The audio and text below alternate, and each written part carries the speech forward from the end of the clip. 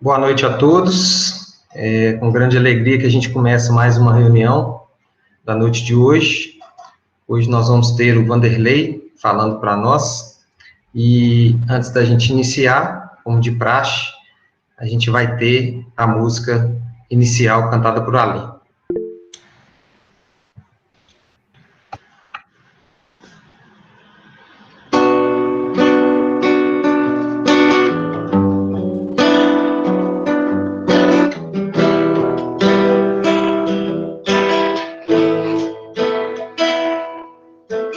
Poderosa águia que há no alto do totem, dá-me tuas asas, me ensina a voar, cruzar os horizontes, vencer montes e mares, com a luz do saber, pela virtude de amar. Com tua força tamanha, urso, me ajude a derrubar as barreiras da vida que eu venha encontrar. E eu venho pedir a ti, ó tartaruga, que o totem estás a sustentar. Dá-me tua certeza de um dia poder chegar a ver nas asas da águia, na força do urso, em todas as coisas criadas por ti. Eleva minha alma, me faz tão perfeito, me leva a saber que estás dentro de mim. Ó Pai nosso que estás nos céus, santificado seja o teu nome em favor de todos. Ó Pai nosso que estás nos céus, santificado seja o teu nome em favor de todos nós.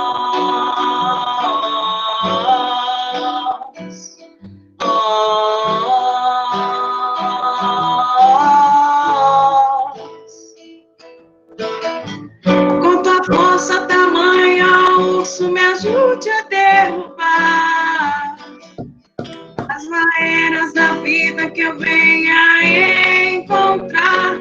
E eu venho pedir a ti, ó tartaruga, que o totem estás a sustentar. Dá-me tua certeza de um dia eu poder chegar a ver-te nas asas da águia, na força do urso, em todas as coisas criadas por ti.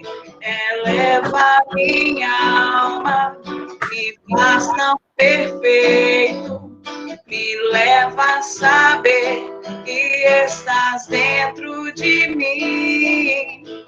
Ó Pai nosso que estás nos céus, santificado seja o teu nome em favor de todos. Ó Pai nosso que estás nos céus, santificado seja o teu nome em favor de todos nós.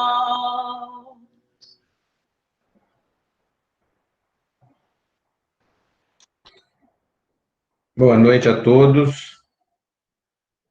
Quero aqui agradecer a presença de todos e a oportunidade de estarmos aqui com todos, de eu estar aqui com todos vocês. Vamos elevar os nossos pensamentos a Jesus, agradecer a Deus por podermos estar aqui para as reflexões dessa noite. Que Jesus, nosso amado Mestre, possa estar nos iluminando em todos os nossos momentos, tanto de dores quanto de alegrias, e assim estarmos fortalecidos nas pequenas dificuldades e nas grandes tormentas. Jesus amado, abençoe a todos que participam aqui na nossa casa espírita e a todos os trabalhadores e mentores. Seja conosco, nos iluminando, hoje, agora e sempre. Que assim seja. Vamos lá? Hoje nós vamos falar, Denilson, slide 1. Hoje nós vamos falar no capítulo 10 do livro do Evangelho segundo o Espiritismo, no capítulo 10, bem-aventurados aqueles que são misericordiosos. Vamos ver o item 9 e o item 10, o arqueiro e a trave no olho. Próximo.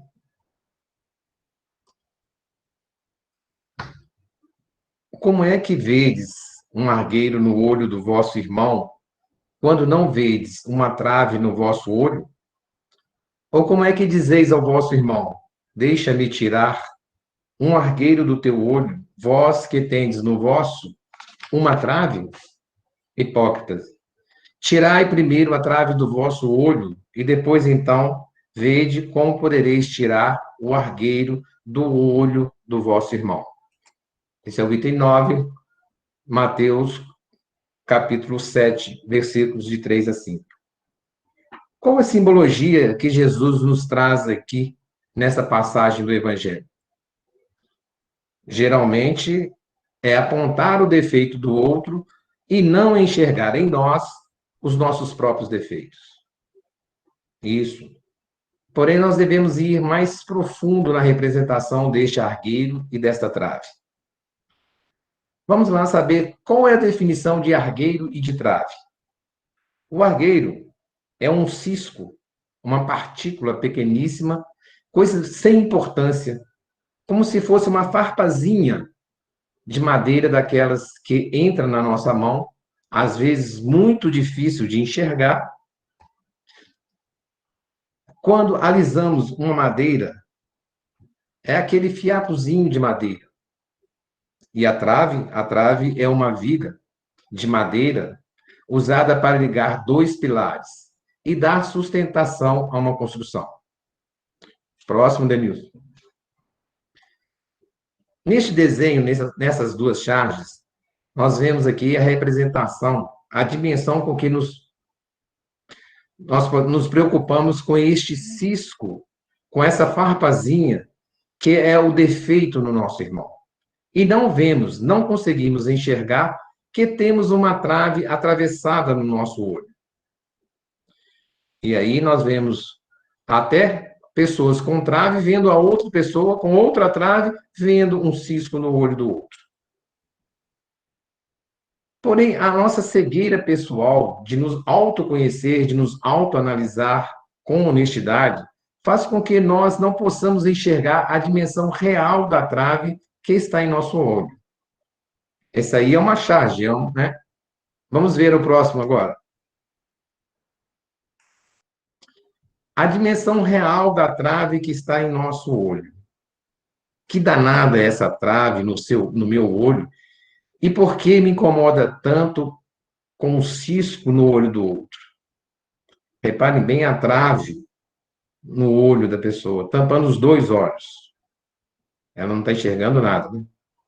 Quando Jesus traz essa correlação do cisco, que é o argueiro, e da trave, ele não faz isso à toa. Ele quer que possamos refletir o quanto é penoso para nós esse trabalho pessoal de dar conta desta trave que está no nosso olho. Este talvez seja o trabalho mais importante, mais desafiador, e estamos todos nós aqui perdendo tempo olhando uma farpinha, um ciscozinho que está no olho do nosso irmão. Próximo slide. Vamos ver aqui as passagens do Evangelho de Mateus, no item 9. Como é que vedes... Vou trocar aqui argueiro por cisco, tá? Como é que vedes um cisco no olho do vosso irmão, quando não vedes uma trave no vosso olho? Ou, como é que dizeis ao vosso irmão, deixa-me tirar um cisco do teu olho, vós que tendes no vosso uma trave? Jesus nos diz aqui duas situações diferentes. A primeira nos diz como é que vedes um cisco no olho do vosso irmão. Então, geralmente, nós observamos o defeito do outro e temos uma dificuldade enorme de ver os nossos próprios defeitos. Mas nós não estamos satisfeitos, né? Achamos isso tudo muito pouco. Somos tão prepotentes que, além de ver os defeitos do outro, que nós queremos. Que, além de ver os defeitos do outro, o que nós queremos. Olha o que Jesus nos diz, complementando mais a seguir. Como é que vós dizeis a vosso irmão, deixa-me tirar um cisco do teu olho?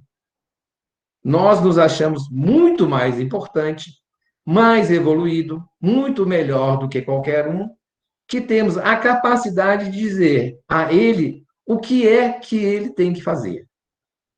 Uma coisa é olhar, é ver. Outra coisa é deixar-me tirar. Nós, além de observarmos o defeito do outro, nos achamos no direito de corrigir a vida do outro, de achar que temos autoridade para dizer o que ele tem ou não tem que fazer, o que ele deve ou não fazer. E o que Jesus quer nos dizer nessa passagem? Nós precisamos primeiro tirar a trave dos nossos olhos. E quem sabe depois possamos ter a autoridade moral de ajudar a tirar aquele cisco do nosso irmão. Isso é muito revelador, né? Quantas vezes complicamos nossas relações na família, no trabalho, na escola, até no centro espírita, nos nossos círculos de amizade, com os nossos vizinhos, porque nos colocamos neste lugar de achar que eu vou resolver todos os problemas da família, que eu vou resolver a vida do outro, que este outro só está nessa situação porque eu não consegui ainda ajustar a vida dele. E muitas vezes acabo piorando do que ajudando. E por que isso acontece, gente? Porque eu pouco me conheço. O que tenho que tomar consciência é que aquilo que eu acho que é uma ajuda é um desrespeito. É uma violência àquela pessoa. Porque eu estou limitando a liberdade dele de poder escolher, de poder construir o seu caminho. Próximo slide. Então, aí Jesus continua. Hipócritas, tirai primeiro a trave do vosso olho, e depois, então, vedes como podereis tirar o cisco do olho do vosso irmão. O que é hipócrita? O que é ser hipócrita? É ser aquele que demonstra uma coisa quando sente ou pensa outra, por motivos interesseiros ou por medo de assumir sua verdadeira natureza. Aqui, por medo de assumir a sua verdadeira natureza, é que nos importa nesse item. Então, nessa passagem, Jesus nos propõe, primeiro, nos conhecer, autoconhecimento, e depois, tirar a trave do nosso olho. E o que é tirar a trave do nosso olho? É promover a nossa própria transformação. E assim, quando conseguirmos cumprir esse trabalho, esse dever de casa, vamos ter condição, inclusive, de enxergar o cisco do outro com mais benevolência, com mais disposição para perdoar as culpas ou erros, mais tolerância, entendendo que este é o processo dele, que é o tempo dele. Neste instante, devemos nos preparar, nos fortalecer emocionalmente, para quando o outro não quiser assumir o caminho que orientamos, compreender que tem que ser no tempo dele. E que tenho que respeitar isso. É o que Deus faz com todos nós quando nos dá o exercício do livre-arbítrio. Por isso que precisamos voltar para dentro de nós mesmos, com muita atenção e refletir sobre o que é que estamos fazendo em nossas próprias vidas, nossa encarnação. E também de que forma estamos afetando a vida das outras pessoas que estão ao nosso redor. Vamos lá ver o trecho em que Kardec comenta essa passagem do Evangelho de Mateus, no item 10. Próximo, Denilson. Uma das insensatezes da humanidade consiste em vermos o mal de outrem antes de vermos o mal que está em nós. Para julgar-se a si mesmo, fora preciso que o homem pudesse ver seu interior num espelho, pudesse, de certo modo, transportar-se para fora de si próprio, considerar-se como outra pessoa e perguntar: que pensaria eu se visse alguém fazer o que faço? Incontestavelmente, é o orgulho que induz o homem a dissimular para si mesmo os seus defeitos, tanto morais quanto físicos. Nessa fala de Kardec, ele nos esclarece que é o nosso orgulho que nos impede de enxergarmos o mal que há dentro de nós. E observemos que ele aqui nos dá uma orientação, um ensinamento que facilita o vermos a nós mesmos, o olhar para nós mesmos. Está difícil avaliar as suas ações, as suas atitudes, o seu comportamento? Faça o seguinte esforço. Imagine outra pessoa fazendo aquilo como você faz. Como você julgaria essa outra pessoa fazendo aquilo que você fez? Ou pensar como você pensou? Ou falar como você falou? Psicologicamente falando, é uma estratégia muito boa, porque este aparente distanciamento, este sair de si e se ver fazendo o que se faz como outra pessoa, isso nos auxilia muito, pois quando olhamos só para nós, adoramos justificar, né? Dizemos que falamos assim porque o fulano falou daquele outro jeito. Assim, acabamos justificando o nosso mal. E assim vamos saindo de fininho, saindo de banda. Quando colocamos tudo isso num espelho, de forma que podemos nos ver como outra pessoa, o que estamos fazendo é baixando as nossas resistências e reduzindo um pouco essas nossas justificativas, dos nossos próprios defeitos. Este é o ensinamento que Kardec nos dá para ajudar-nos a enfrentar o autoconhecimento e assim podermos enxergar mais facilmente os nossos defeitos.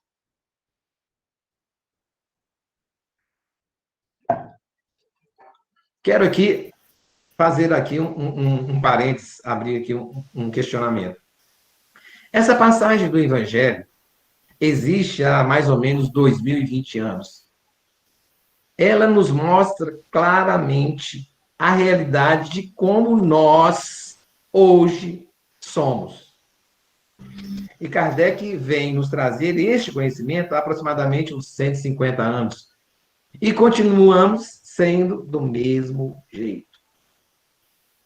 E quantas gerações desde Jesus e até hoje existem e comportamos dessa mesma forma? Somos desse mesmo jeitinho. Até quando, Jesus? Até quando? Esse é o parênteses que eu queria abrir aqui e falar para vocês. E aproveitando aqui a fala de Kardec, vamos voltar sobre o autoconhecimento, é que nós vamos para o Livro dos Espíritos, na questão 919 e 919A, que é uma mensagem muito interessante, muito útil, e que todos devem ler. Lá, quem responde, Santo Agostinho, às perguntas de Kardec. Vou aqui colocar alguns pontos apenas, e não toda a resposta de Santo Agostinho, da questão, que ela é bem longa. Próximo slide. A questão 919. Qual é o meio prático e mais eficaz para se melhorar nessa vida e resistir aos arrastamentos do mal? Vamos nos atentar na pergunta de Kardec. onde ele pergunta pelo meio prático. Ele não quer saber aqui de todos os meios que existem, e sim do prático. E o que é prático? Prático é aquilo que é exercitado, conhecido, experimentado, treinado, entendido. E eficaz? O que é algo eficaz? É o que é ideal para se ter um resultado pretendido. Meio prático e mais eficaz para se melhorar nesta vida. Kardec se restringe a esta vida. Ele não quer saber de vidas passadas ou futuras, e sim desta vida, desta encarnação. E resistir aos arrastamentos do mal. E aqui ele não diz para acabar com o mal, e sim para ser capaz de nos afastar do mal. E qual foi a resposta de Santo Agostinho? Um sábio da antiguidade já vou disse: conhece-te a ti mesmo. Então, o conhecer a si mesmo é o meio prático e mais eficaz de se melhorar nesta vida, agora, e de conseguir resistir às tentações. Próximo slide. E na questão 919A, Kardec, né, tenta aí fazer a pergunta, insistir na pergunta. Compreendemos toda a sabedoria dessa máxima. Conhece-te a ti mesmo. Porém, a dificuldade está precisamente em se conhecer a si mesmo. Qual é o meio de o conseguir? Então, nessa questão, Kardec, já sabendo da nossa dificuldade de nos conhecer no íntimo, pois todos nós nos achamos que é muito difícil fazer isso e reconhecer os nossos defeitos, então ele pede aqui aos espíritos também uma orientação, uma estratégia para que isso aconteça. E, em sua resposta, Santo Agostinho nos dita, né, uma máxima. Fazei o que eu fazia de minha vida sobre a terra. Ao fim da jornada, eu interrogava minha consciência, passava em revista o que fizera e me perguntava se não faltara algum dever, se ninguém tinha nada a se lamentar de mim. Foi assim que consegui me conhecer e ver o que havia para reformar em mim. Mais adiante, questionai, portanto, e perguntai-vos o que fizestes e com qual objetivo agistes em tal circunstância. Se fizestes alguma coisa que censurais em outrem, se fizestes uma ação que não ousaríeis confessar, as respostas serão um repouso para a vossa consciência ou a indicação de um mal que é preciso curar. Outra vez. O conhecimento de si mesmo, portanto, é a chave do progresso individual. Quer progredir? Quer evoluir? Tem uma chave para abrir a porta e trilhar esse caminho. Conhecer a si mesmo.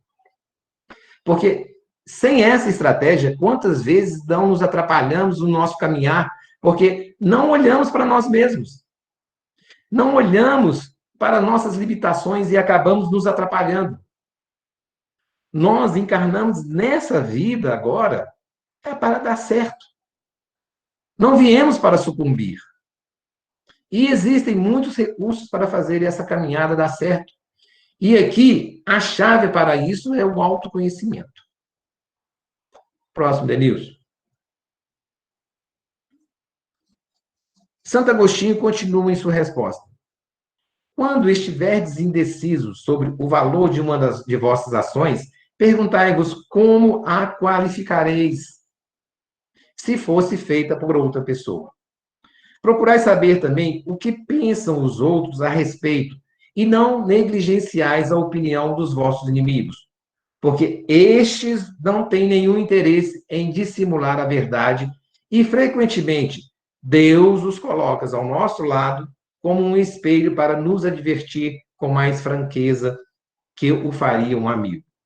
Que aquele que tem vontade séria de se melhorar, explore, pois, sua consciência a fim de arrancar dela as más tendências. Está com dificuldade de avaliar? Imagine que foi outra pessoa que fez isso. Nós somos abertos à crítica? Conseguimos ter abertura para pedir que o outro avalie as nossas ações? Nós não fazemos isso e estamos perdendo tempo e conhecimento. Pedir a avaliação de outra pessoa é fundamental para o processo de autoconhecimento, pois, às vezes, nos colocar no lugar da outra pessoa não é suficiente para quebrar as nossas resistências. Pedir que uma outra pessoa de fora nos avalie amplia um pouco o nosso olhar dessa situação. Às vezes não conseguimos ver como falamos com uma determinada pessoa, mas quem está de fora vê. Pode estar aberto, poder estar aberto, né? É um exercício importantíssimo para alcançarmos o autoconhecimento.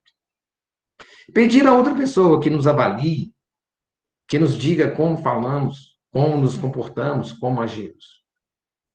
Santo Agostinho, sabendo como são aquelas pessoas, os nossos amigos, né? Sabe que os nossos amigos não vão falar tudo para a gente, né? Abertamente.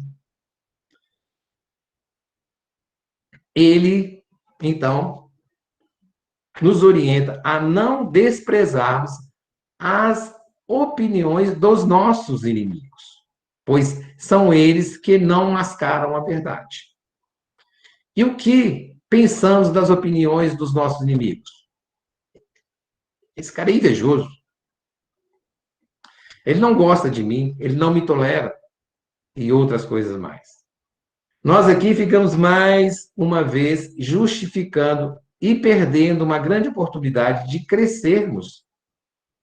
Se eu não consigo admitir diante dele, eu posso fazer isso lá no meu quarto, lá no silêncio, antes de dormir, levar em conta as palavras dele, analisar o que ele diz com uma certa abertura em minha consciência para admitir se procede.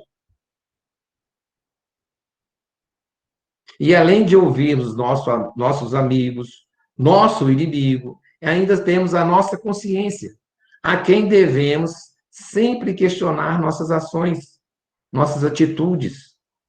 Em nossas orações, pedir um aconselhamento à espiritualidade amiga, a Deus, que nos ajude a enxergar bem toda essa problemática, pois aqui está muito difícil. Está muito difícil. Próximo slide.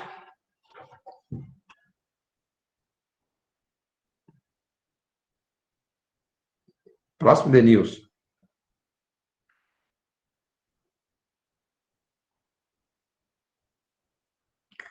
Cadê Denilson?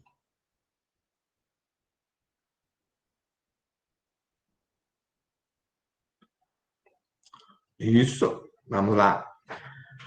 Mecanismo de defesa do ego. O que nós fazemos que atrapalha o nosso processo de autoconhecimento?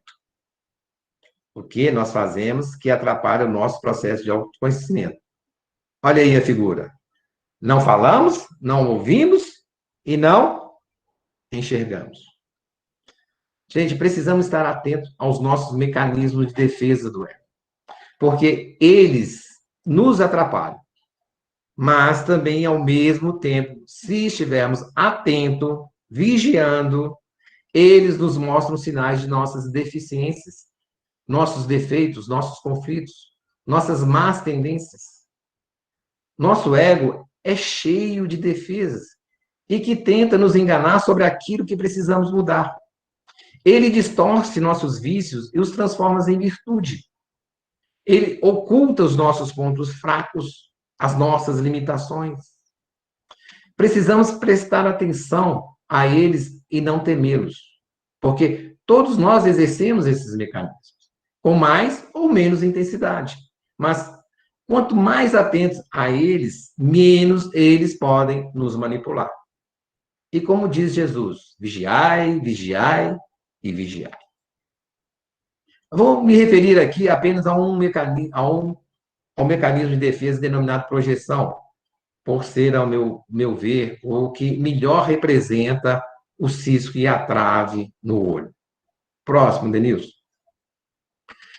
E para falar sobre a projeção, nós vamos ver, eu fui ver o texto de Joana de Ângelo no livro O Ser Consciente, na 7ª parte, no item Mecanismos de Fuga do Ego.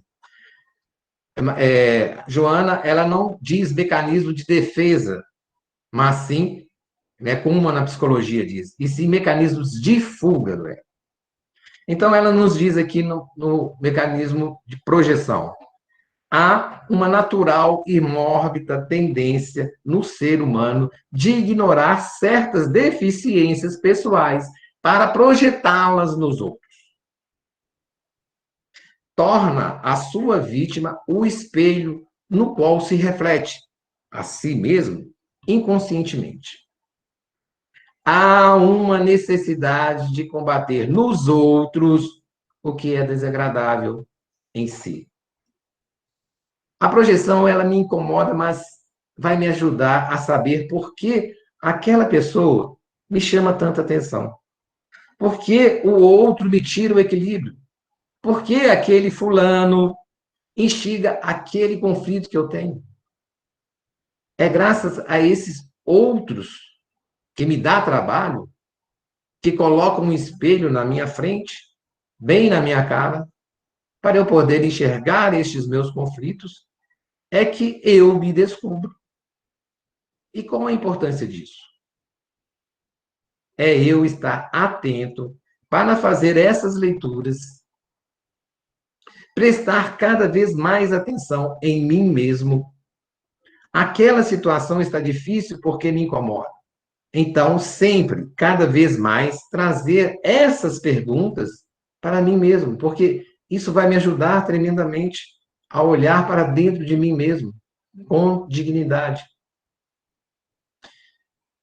Não é enganando a nós mesmos que vamos evoluir, que vamos progredir.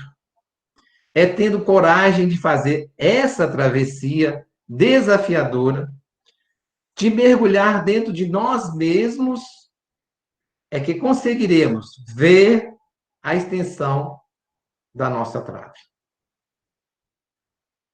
Por isso, precisamos de um laço de coração com outra pessoa, não é, Maria Ângela? Eu preciso que alguém me diga o que está mal para eu enxergar, para eu tirar essa trave dos olhos e me corrigir. Eu preciso estar com alguém que possa me enxergar como eu sou e, principalmente, como posso vir a ser. Obrigado a todos, que o amado Mestre Jesus possa estar ao nosso lado em todos os momentos, hoje e sempre. Que assim seja. Beleza, Vanderlei? Obrigado, ótimas Nilson. reflexões, show de bola.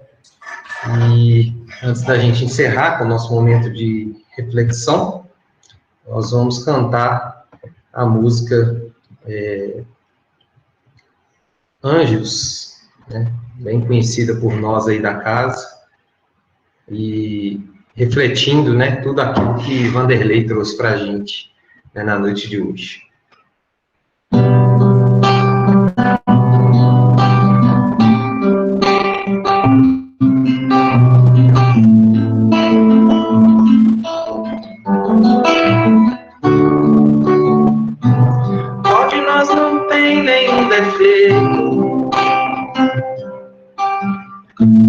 Qual de nós não tem uma virtude? Precisamos só achar um jeito de suavizar o lado de. Vamos ajudar-nos mutuamente e somar as nossas qualidades. modo diferente e tirar a força da maldade. Um dia todos nós seremos anjos. Vamos trabalhar e acreditar. No futuro nós seremos anjos. No planeta onde o amor, unicamente o amor, há de reinar. E assim será. A felicidade só começa quando cessam as desigualdades, quando todos compartilham sonho e não usam mal a liberdade. O mestre falou: sede perfeito, e nos ensinou essa lição, que somente o amor será eterno. Nele está a nossa salvação. Um dia todos nós seremos anjos. Vamos trabalhar e acreditar. No futuro nós seremos anjos. No planeta onde o amor, unicamente amor, há de reinar.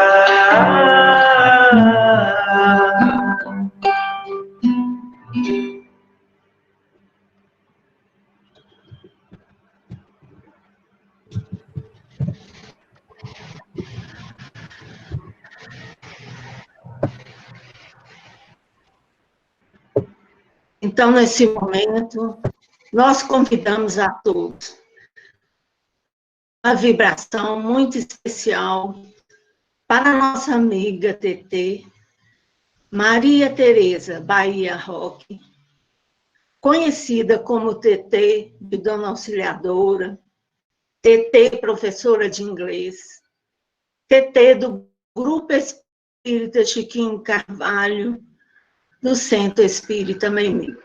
Vamos, nesse instante, reunir os nossos pensamentos e queremos dizer que, nesse instante também, os seus familiares estão reunidos nessa oração fraterna, nesse culto, do qual Eugênio está participando. Então, a nossa oração vai em forma de agradecimento pela sua amizade, pelo trabalho exercido em nosso grupo, com a creche, com os trabalhos sociais, com os trabalhos espirituais. E tenha certeza que lembraremos constantemente de você, com esse sorriso amigo, com essa serenidade e disponibilidade para servir. Que Jesus, que os bondosos amigos espirituais, temos certeza que estão velando por ti.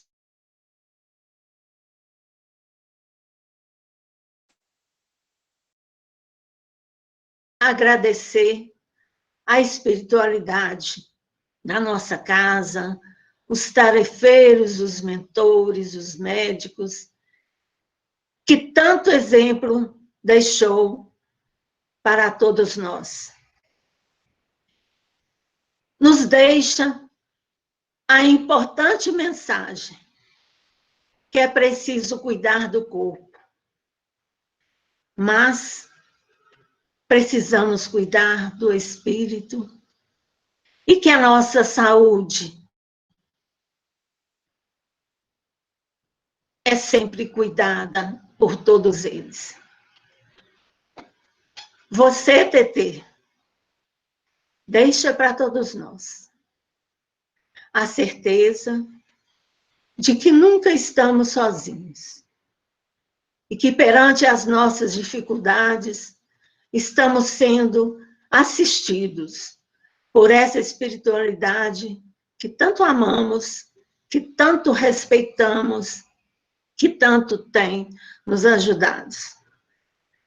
Que Jesus permita que você tenha um sono reparador, revigorante, e ao despertar, que você tenha disposição, a mesma coragem, a mesma alegria, e possa levar a sua musicalidade para onde você estiver. O nosso muito obrigado, o nosso carinho, esteja em paz e que Jesus te abençoe sempre. Te endereçamos a energia mais pura do nosso coração. Muito obrigado, que assim seja.